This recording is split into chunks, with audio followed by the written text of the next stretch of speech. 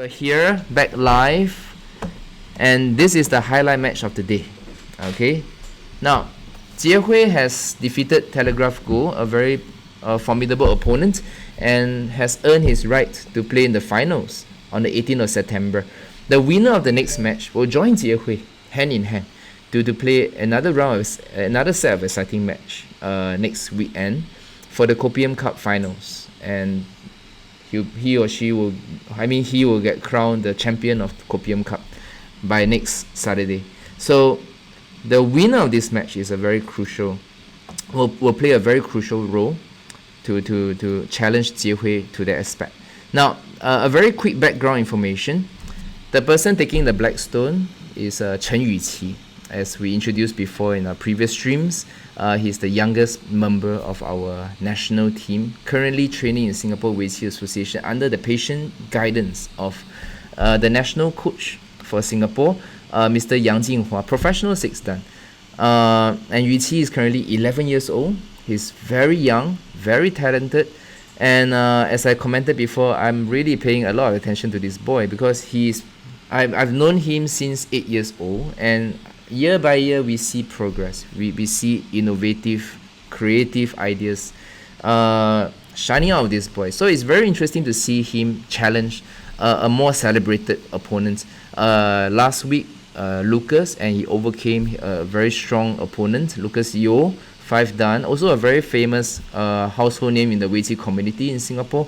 But today, an uphill task ahead we foresee, because of even more celebrated name, Mr. Xi Yue. Xi Yue 5 dan is well celebrated in the Go scene here because of his various achievements, both as a younger student or as an older teenager like now. Alright, he's currently in his early 20s. He's now getting ready to go to the United Kingdom for his studies, I think tomorrow, if I'm not wrong. So this is literally his final competition match in Singapore, and I think it is really pretty meaningful to see this match being played against the talented Yuqi. Xi Yue, by the way, is also one of the stronger members in our national team. He has also attained various achievements through many international events, such as the World Youth Go Championships held in Europe. He also went on to represent Singapore to the WAGC, the World Amateur Go Championships, and the Korea Prime Minister Cup. He also was part of the champion team for Southeast Asia competition, friendly competition, a few months ago in June, and he was also part of the Singapore team in the CCTV World Online Weiqi tournament, and where we attained the second place, with China taking the first place. So Xi Yue is not only very active, he's also very celebrated, a well celebrated name here, and he's taking the white stone. So let's move on and check this game out. So Yuqi again, San invasion immediately. Very similar strategy that he used against Lucas last week. Very similar indeed. So for those of us those of our friends who have missed the streaming last week, you should see that this is actually a very active way of playing this Joseki. But to make this work, the ladder capture must not work for the white stones. That's the main prerequisite for this Joseki to work well. Now the main idea was that even though there were some cut points locally, this stone will not die just like that. Alright, because the ladder capture will not work due to the natural location, the ladder breaker that we could see over here. Okay, so with that in mind, the white stones will need to play other possibilities or other variations like this or here. This will be some of the more popular variations that we saw last week as well. Okay, or even just ignoring and play someplace else. So Xi Yue decided to ignore and occupy the more valuable corners. The black stones also played the same and still passed the ball back to white stones court in relation to this corner. So how will you want to deal with this? Now Xi Yue decided to ignore again. Other possibilities will also be to do this and then something like this. Yeah, these were all very popular variations played nowadays, especially this formation. by professional players. Alright, this exchange between number 1 and number 2 is seemingly okay for the white stones, because even though the black stones were solid, it is still a low position, so not too bad. And then you play somewhere around here to work with this influence to develop some value around this area. So this is something that our younger players at home could try. Something new nowadays. Now actual game, the white stone played here, again contemplating his options between A, B, or even C sometimes. So actual game, the blackstone defended this to prevent the ladder capture and then double attack. So the fight is now shifted to the top right corner with 2 white stones attacking that one little black stone over there. So let's see how it goes from here. So the black stone played here. Now this is very active. The main idea was that you must try your best to prevent the white stones from enclosing your corner. Alright, do not get surrounded too easily. It is not a healthy scenario to be in, because even though you could survive with 2 eyes, the amount of value you could accumulate, the amount of territory you could construct would be very limited, while the white stones will have a larger exposure to the external area. So it is not very nice to see scenarios like this. So you would typically see the black stones, right, trying to come out with moves like this, or even this. Alright, so actual game, the black stone decided to push this way, perhaps taking into account there was a black stone over here. So let's check it out. Now the white stones, right, due to the positioning, this is pretty interesting, due to the global positioning of stones, the choice of Joseki was kind of influenced as well, because the Sansan invasion would be rather alluring, very tempting sometimes, but it's not very nice to play like this now, because the black stones would have a stronger position here, a very strong position in fact, because of the tiger's mouth, and the white stones were kind of paralyzed, and the wall is facing towards this stone, which could they could work pretty well together, complement well with one another to develop the top area. So this corner is I mean, you're paying too high a price in exchange to this corner. So this is not a very good exchange. So therefore the white stones had to keep its stones connected as much as possible. Now the black stones played here, a connection, and then the white stones played here. Very active gameplay by Xi Yue. Very confident gameplay as well. So I think locally, right, the black stones were kind of slower because the white stones had positionings on both ends. Alright, this side and this side. So the white stones could push for value or either to the top or to the right side. So perhaps the black stones could consider a slightly different approach, something like this, for example.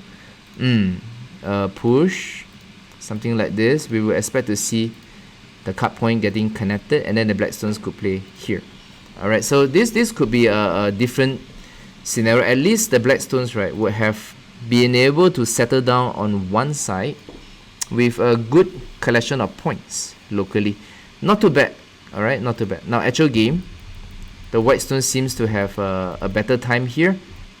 Now the black stones will need to try attacking. Now this is actually a very nice move for the black stones, but it's a little bit slow. After this exchange, right, the white stones have become considerably stronger. So it is better to attack the white stones here now. Do this first. After this, then you link your stones together. This should be the more active sequence. Alright, so while you're able to grab this vital point, you could also link most of your stones together. We should expect to see sequences like so. But in the actual game, the experienced Xi Yue managed to grab another valuable point here. Very nice move, both locally and globally, because it settles this group down, confirming its ability to make two eyes in times of crisis, while also opening up new routes of expansion towards this direction, or the possibility of a Sansan invasion very, very soon, while ensuring that both this group and that group will get settled down very easily in the local area. So actual game, the black stones, oh my, played here. Very nice move locally, because it settles the black stones as well, while potentially weakening the white stones, but the white stones also being able to play this position. Now this is actually a very nice position to have for the white stones. Not just in terms of eye space, but also in terms of taking eye space away from the black stones. So the black stones are now stuck in a very interesting situation, because this group of black stones, right, they don't really have a base for themselves yet, and they don't have territory. They don't have territory too, and it's quite interesting to see that, because this used to be Blackstone's corner to begin with, and to end off like this, I don't think it was part of Yuqi's initial plan, I'm afraid. So perhaps this was a little bit too slack. Yeah, a pincer attack should be something more active. If the white stones were to play here, this would be a natural forcing move before we could play moves like this, alright, to cap the white stones from above. So we should expect to see a pincer attack sooner or later. Perhaps now is still the best time to do so. Yeah, we should do it now. This is very helpful to the white stones. Oh my, this is extremely helpful to the, excuse me. But I'm quite surprised to see this variation, because the black stones managed to develop a very strong presence in the local area. This was pretty strong. You should expect to see forcing moves like this, or this, something like that, or even a cut point. Alright, so you should see potential forcing moves like this. So this group is actually, even though it's not profitable yet, it is quite firm and sturdy itself on its own. So we should expect to see at least a pincer attack, and maybe an extension here at the very least, to try to make the game a little bit more complicated, and move on from there. But little did I expect the black stones to play here, helping the white stones literally to settle down in the local area. So the white stones, right, already had good shapes to begin with, and now with additional moves like this, it is more or less confirmed to be alive. Okay, it's confirmed to be alive with good points, very profitable positioning. And now the black stones were kind of stuck in limbo, because now you see that all these black stones, very sturdy formation, very strong positioning, but no groups to attack. And we shouldn't expect the black stones to have a large claim of the center. It is very challenging to do so, at least in this current scenario. So it's not going to be easy path ahead for the black stones right now. Because in terms of territory, the white stones were doing okay. Yeah, pretty well. So now the black stones had to work harder, using this to its advantage. Now the benefit of playing here would be that the black stones are now 100% connected with no repercussions, no liabilities, no cut points. So he could pretty well focus on attacking this group of white stones. So Yuqi will need to use this opportunity to his best advantage, and let's see how it progresses from there. Okay, now actual game. Xi Yue launched a counter attack. This is also a very popular way of handling this move. Now the idea is as such: if you were to play something like this to run or escape for the sake of escaping, then the black stones will comfortably play an extension move somewhere here, or even more adventurous moves like this could also be possible. So the white stones wanted to develop some value while testing response from this stone. Whether would you be playing attachments or jumping moves or something like this, alright, is probing for a response. So the black stones, the strongest move locally to prevent the white stones from gaining some form of connection. Now there's always this possibility of some kind of connectivity between these positions, and it's not easy to attack the white stones like that. So the black stones, right, we could roughly appreciate the main intentions here for the black stones to play at G3 to separate the white stones away from each other. The white stone started escaping. Atari. And an extension. Extension as well. Oops. And the white stones launch a counter attack. Very nice move. If this was possible, then it would have been very meaningful to play at number 1 to aim at the cut points over here. But then maybe the black stones were concerned of the fact that there might be a possible capturing risk that might evolve from here. So this could be rather risky for the black stones as well, due to the fact that there were more white stones out there. So the black stones wanted to be entirely sure before launching an attack. But then this will give the white stones an opportunity to play this position. Having this stone here could more or less prevent or diminish the severity of this weakness. So now the black stones, right, would not have a good move for the time being to follow up from here. So he'll need to spend some time escaping first. Attachment, tiger's mouth. Nice move. Yeah, I think Yuqi has started to agree with the assessment that maybe the black stones need to work a little bit harder now. So that's why after laying some stones here and making use of the thickness that he already has in place, he's trying his very best to separate these stones away from each other. Very active move. The white stones played here. Wow, interesting move. This was very exciting. This is allowing the black stones to survive locally while maintaining some meaningful connection between these stones. So I wonder if Yuqi will survive or just make base over here. Nice move. Wow, this is pretty exciting. Now, typically, right, we will see the black stones locally. The favorable moves will include the Sun invasion, something like this,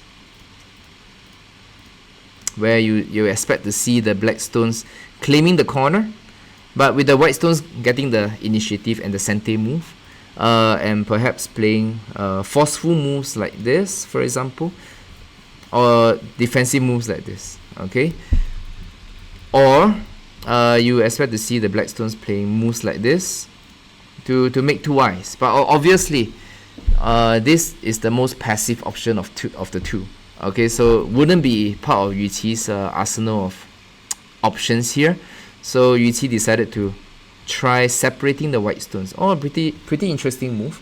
Now the white stones, right, if they were to do this, which locally would look very nice due to the neatness in connectivity here. Now it's very neat with stones aligned together like this, but then, right, there will be 2 cut points later on. So therefore, Xi Yue decided to counter attack, probing for a response again.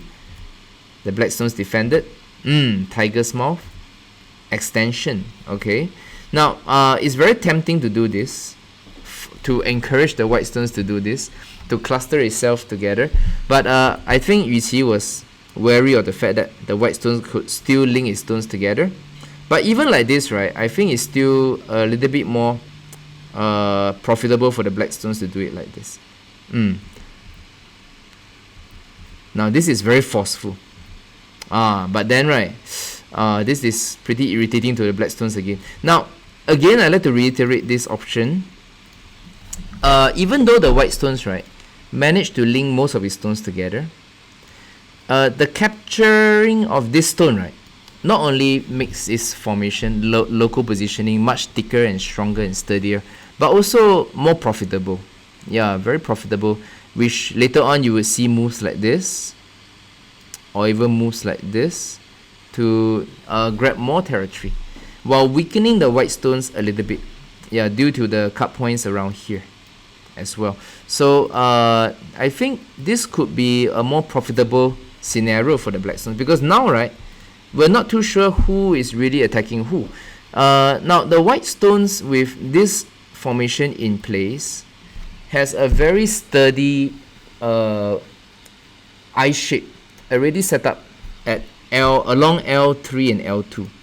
So they could make 1 to 2 eyes already, with subsequent follow-up moves around A, or even just running at B, something like that. But most importantly, the position of this stone is in the right place at the right time, because now you see that the black stones were threatened and challenged by this position, aiming to cut around here. And it's not very sure where the black stone should play now. If you were to play like this, in future you'll be forced to link your stones together in a very clustered way. If you were to play like this, it still be around the same here. So it's pretty irritating for the black stones right now. So I wonder where will the young Yuqi play. Just ignore. Just play someplace else. Okay.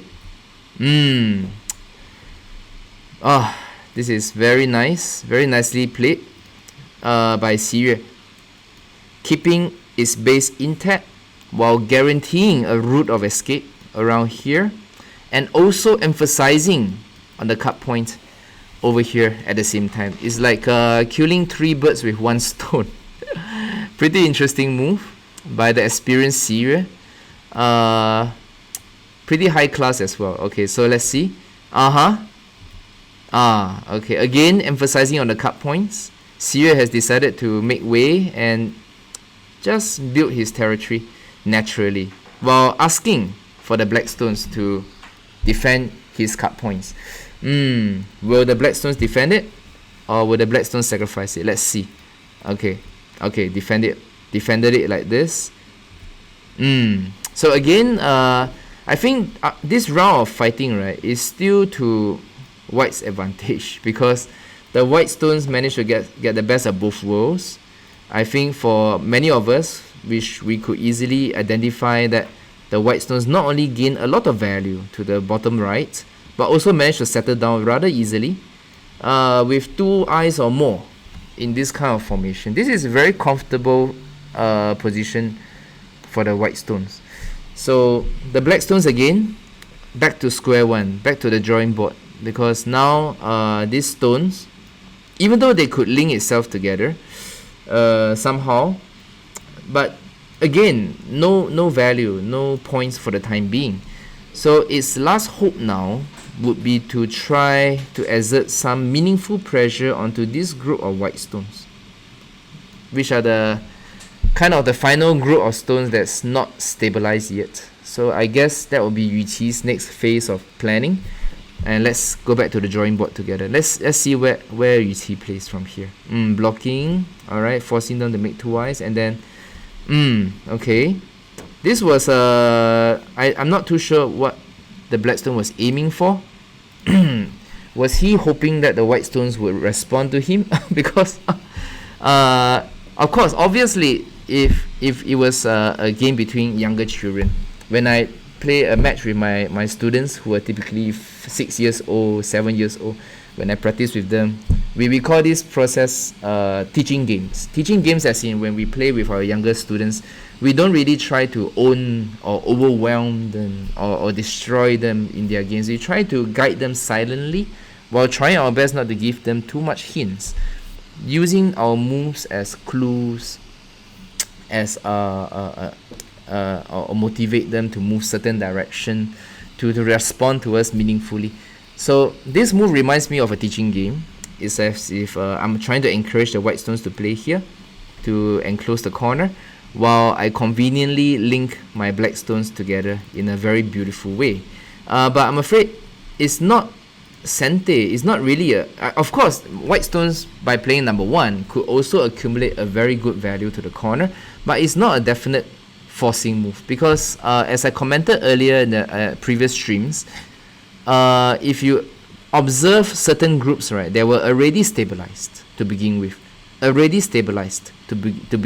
the motivation to link 2 groups of stones that were stabilized is not very, very high. It's not a very attractive thing to do. Yeah, so sometimes even if you were to separate this group of stones away from each other, it won't really do a thing to the white stones. The white stones could move on and grab someplace more valuable. So I hope our younger players at home or our friends at home could take this into account when you're playing your games against your opponents online or offline, that your evaluation of sente moves or forcing moves must be put into context, whether your opponent's stones were stabilized to begin with. So Xi Yue, wow, beautifully counter-attacked the black stones. Now, this is also a very nice way of using this stone to its advantage. Even though, right, it seems as if there were some cut points in between this group of stones. But then, right, it's not easy to really separate the white stones here. For example, if we were to do it like this, there's this Atari and eventually a ladder capture, like so. So these black stones will get captured. Now, if you were to do it like this, then you will see this position come into play sooner or later. For example, this Atari, and then this perfectly enclosed the 4 black stones here. You see that? So the whole group will get surrounded sooner or later. So therefore, technically, there's not really any cut points here. So the black stones were kind of stuck.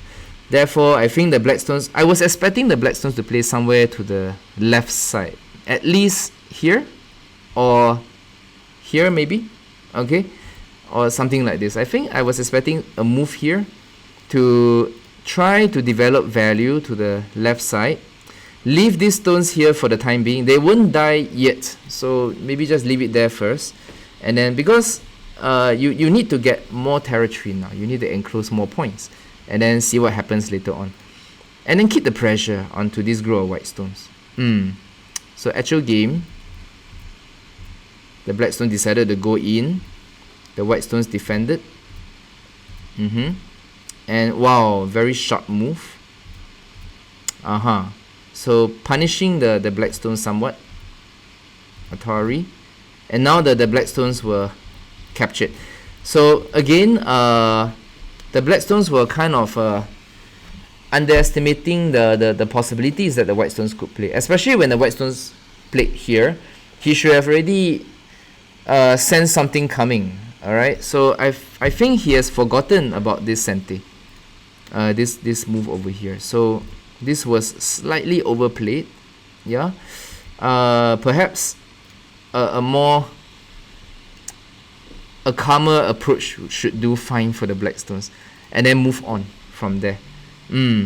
This was slightly overplayed. This was again overplayed. Now, for the younger players at home, I just want to emphasize that if you have 2 groups of stones that were more or less stabilized, then the value of these black stones would significantly diminish. And you have to reevaluate your positioning from time to time and choose which stones to invest in. In this case, right, it is not very realistic to capture the stones over here, I'm afraid. Yeah, especially between dumb players. It is not very realistic to aim to capture these stones. But since you already played some stones here, and it could have a good endgame follow-up perhaps in future, it will be more meaningful to save those stones first. If the white stones were to choose to capture these stones, then we move on from there and we play someplace else. I mean, if I were the black stones, I might choose to sacrifice those stones instead of saving them, because by saving them, you give the white stones more leverage outside. And finally, now it's still the same like this for the viewers at home.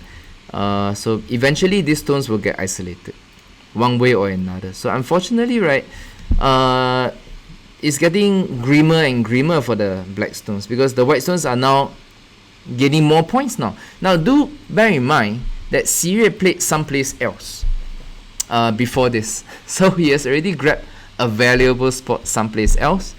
And to make things worse, he has captured the black stones here at the same time. So things are not going according to plan for the black stones, that's for sure. Yeah. So now it's back to the drawing board, but I'm afraid it's getting more and more difficult for the black stones to maneuver around. let's do a very quick evaluation of the positions here. The white stones technically, right, have managed to enclose this territory, including the 3 black stones that were surrounded in its territory, and 2 eyes here. This group is able to make at least 1 eye and a very strong access to the middle. They could escape rather easily in times of danger. Okay, so a lot of territory and potential points here. Now for the black stones, right, we should expect to see territory coming out from here, the corner, and maybe some territory in the middle, 10 over points, but very empty here. So there'll be possibilities of invasion points somewhere around here. So the black stones will really need to try very hard to perhaps create some value around here and some of the corner points to catch up with the white stones, which is not an easy task to do because you need to do multiple things at the same time now. So how will Xi Yue simplify the game moving forward? This is going to be interesting to see. Wow, I guess not that simple after all. Now to simplify the game, right, normally we will want to strengthen our weaker positions. Normally it will be something like this, or even or for some of our younger players, something like this, to prevent or discourage an invasion point here. But Xi Yue is not afraid at all. Alright, invade if you can. Alright, this is an invitation to the black stones. So here he comes. Wow, this is very surprising. Because I was expecting the white stones to defend this somehow, or a more defensive approach. Alright, or even something like this, and then some invasion. But little did I expect to see this. So this could evolve into some exciting fight here. Now the young Yuqi decided to challenge the white stones. This is like the leap of faith now. Do it now or regret it later. Alright, might as well do it now because he has nothing to lose. The white stones definitely have more points than the black stones, so might as well do it. And let's see what happens. Okay, so actual game. Wow, the white stone ignores and plays somewhere else. And the black stone pushes on. Wow, what an unexpected chain of events. The black stones separated the white stones, technically capturing some of these white stones. Now, for some of the more experienced players at home, you would be able to see that for the time being, the 3 white stones here couldn't make 2 eyes yet. At least unconditionally, they couldn't really survive here. So the white stone decided to invest his move someplace else. So everybody played 2 moves consecutively. The black stones gained value to the top corner, and the white stones gain very big global positioning moves here. But I'm not too sure whether the white stones would be able to incur maximum profits yet, because there's still a lot of spacing to the left side for the black stones to maneuver around. It's quite spacious here, so I'm not too sure whether this is a worthwhile exchange. But let's see how it goes. So Xi Yue, Yuqi played here. Interesting move. Interesting move to play here. Perhaps to invest more towards this direction, to try to grow as big of a center, as big of a balloon here, trying to blow more air into the balloon. Very interesting direction. I was expecting the black stones to maneuver his way out of the corner first, something like this. Yeah, because this move looks very tempting to the white stones as well. Look at that.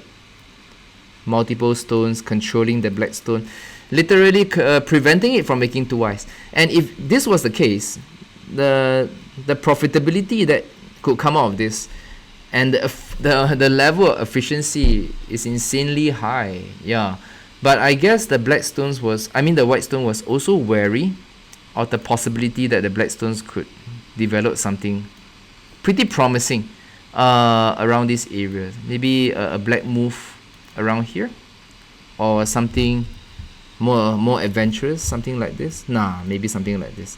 Perhaps the white stone was kind of wary of this, so therefore he linked his stones together, trying to grab the sente and pushes on. Now I think now's the time for the black stones to move on to someplace more valuable. Maybe something like this, because he has already made an exchange, you see.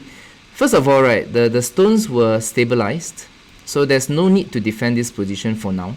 Okay, and let's think about this. Let's spend a moment to think about this. The black stones played a move here. In exchange, the white stones played a move on the second line.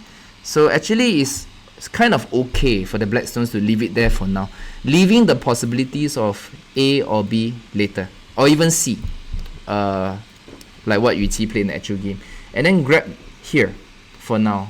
Yeah, leaving the possibilities for the white stones to contemplate. If the white stones were to defend its position somehow, and then you quickly move on to the corner, so you might potentially get the best of multiple places, like here and maybe here. Okay, perhaps that might be one scenario we could look at. But the white stones might play here, and then you could go back to your original plan of doing this and doing this. Okay, but I still think number 2 is still a valuable spot to be in for both the black stones and the white stones right now. So I wonder when will this position be taken up, sooner or later. This is not very profitable. Even though this stone is isolated, you might have gained some points here, but it's not the biggest globally. So Xi Yue is agreeing to the assessment that the middle is proving to be a promising area for the black stones to develop, potentially overturning the game results in the long run. So he pushes on. Other possibilities would be something like this. This would be a speedier way. But this is a more tougher and a more forceful approach, because he's aiming to do something like this to potentially isolate and separate these stones away from each other. So he's trying to attack this position while diminishing the value of the center at the same time. So a lot of pressure to Yuqi now. Yuqi endured. Wow, interesting move. This was very nice. Yeah. Again, forcing the black stones to defend while indirectly diminishing the value of the center. The normal way of doing this would be to do something like this. Yeah, exactly. Finally, D14 has fallen into white stone's hands. And this is, I think Xi Yue has kind of decided and also concluded that he has sufficient points to win, because this area is really pretty large and very efficiently placed by the white stones, together with the collection of points he has all over the place. And the game has ended. So as we could tell from the end result, Xi Yue has won the game by 22.5 points. I'm afraid Yuqi was not in his best shape today, and Xi Yue again, with his usual calm and yet very forceful gameplay as usual, managed to gain the upper hand and eventually win the game with class. Yeah, so a very good win, a very beautiful win, and a very quick recap. So from here on, the black stones tried his best to develop as much as possible here. But I think it was too late. So I think the final possible space for expansion would be somewhere here. Or here. I think here, C13 should be first priority. Alright, or else it will be too efficient for the white stones already. Do take into account that the black stones have already gained some profits here to begin with, and you wouldn't get a lot of territory here to begin with also, so might as well just follow through and settle down to the left side first. If he were to come in, then we just grow as much as we can. Yeah, just take it from there, and then conserve the possibility of A, B and C later on. Yeah, I guess that should be the best course ahead for the black stones for now. Yeah. Oh, hello everyone. Hello APEC, Tres, and hi Matty C. Is that how we pronounce your name? But thank you for joining in, and thank you so much for all your support. to our Copium Cup thus far. And we were broadcasting the match between Yuqi and Xi Yue. It was very exciting to watch Xi Yue against the young Yuqi before he flies off to the United Kingdom for his studies. Pretty meaningful match to witness as well, because now we will be expecting the finals to be played between two very famous and celebrated names in the Singapore Go scene. Kwa Jiehui, 6 dan, against Xi Yue, 5 dan, next week. And the interesting fact will be that they will both be playing outside of Singapore time zone. So, but we'll still be broadcasting the match 9 a.m. next Saturday, I believe. Yeah. Saturday, right? I believe. Yeah, Saturday, yes. Next Saturday morning, 9 a.m. on Twitch. And we have a guest commentator next Saturday, and you'll see who he is by next week. So, we'll keep you updated via our Twitch channel, as well as many of our social media channels via Singapore Weiqi Association. And hopefully you enjoyed the broadcast thus far. And do leave your comments as to how we could do it better, and if you have any questions with regards to the games, and do join the discussions as we move along. And the endgame was played as such, peaceful process, and all the way till now we should see that it was pretty much not a very good form, not a very good form as demonstrated by Yuqi today as compared to last week. As you could tell, especially during the opening game, right, the white stones gained too much value over here and over here. But even though the black stone managed to capture some stones here, the black stones allowed the white stones to dominate the left side too much. This was too efficient for the white stones as well. So that resulted in a landslide in terms of points for the white stones. It is pretty unfortunate, but it's also a very good effort by our young Yuqi. He's still young. He needs to go through more matches like this to grow, and ultimately to blossom into someone like Jiehui, someone like Xi Yue, sooner or later.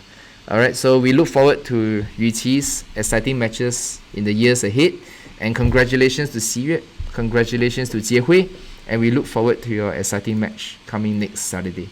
So thank you so much for your support to all our friends live on Twitch.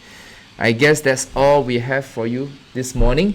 Do stay tuned to our Twitch channel next week as we bring you the finals of the first Copium Cup between two very celebrated names in Singapore, Jiehui and Xi Yue. And do leave your comments, and do support us by hitting on the donate button so that we could do it even better for the second Copium Cup in the near future. I'm James. It is again my pleasure to be here serving you on Twitch. I'm from Singapore Weiqi Association. Greetings to you from Singapore, and I'll see you next time. Bye bye.